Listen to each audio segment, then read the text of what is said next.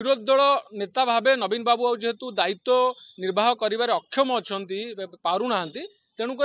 नवीन बाबू आंकु विरोधी दल नेतारू अब्याहति नहीं आउ जन को सुजोग दिंतु दल सूचना अधिकार आईन में मिलता तथ्य अनुसार ओडिशा रे बीजेपी सरकार गठन होगा मात्र 3टी विधानसभा अधिवेशन बसी।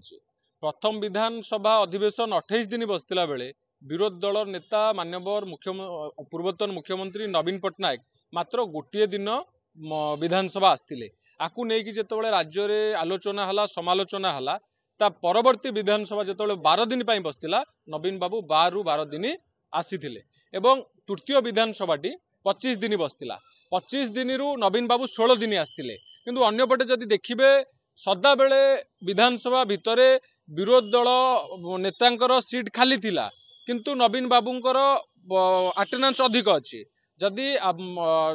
विरोधी दल नेता हो पारे जे नवीन बाबू आसी थाई पारंती किछि समय रही पळै जाई थाई पारंती अटेंडेंस देकिरी किंतु घटना होउची जेतबळे गणतांत्रिक राष्ट्र रे विरोधी दल नेता आसीबेनी विधानसभा तार केमिति चलिबो विधानसभा 3टी अधिवेशन रे 65 दिन विधानसभा चली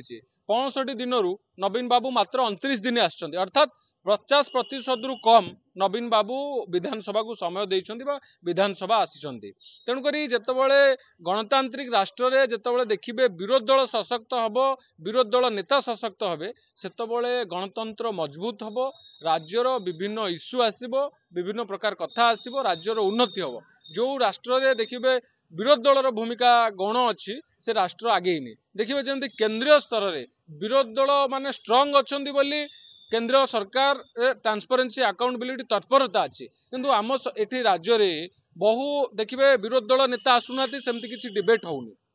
तेणु विरोधी दल नेता भावे नवीन बाबू जेहेतु दायित्व निर्वाह करिवारे अक्षम अछंती पारुना तेणुक नवीन बाबू आंकु विरोधी दल नेतारू अब्याहति नहीं आउ जन को सुजोग दिंतु दलर नेता एवं सी दायित्व नियंतु तेणुक आम दाबी करुँ आउे जे नवीन बाबू ए अब्याहति नहीं आउ जड़े बीजेडी विधायक को विरोधी दल नेतार दायित्व दिंतु एवं राज्यर स्वार्थ काम करंतु।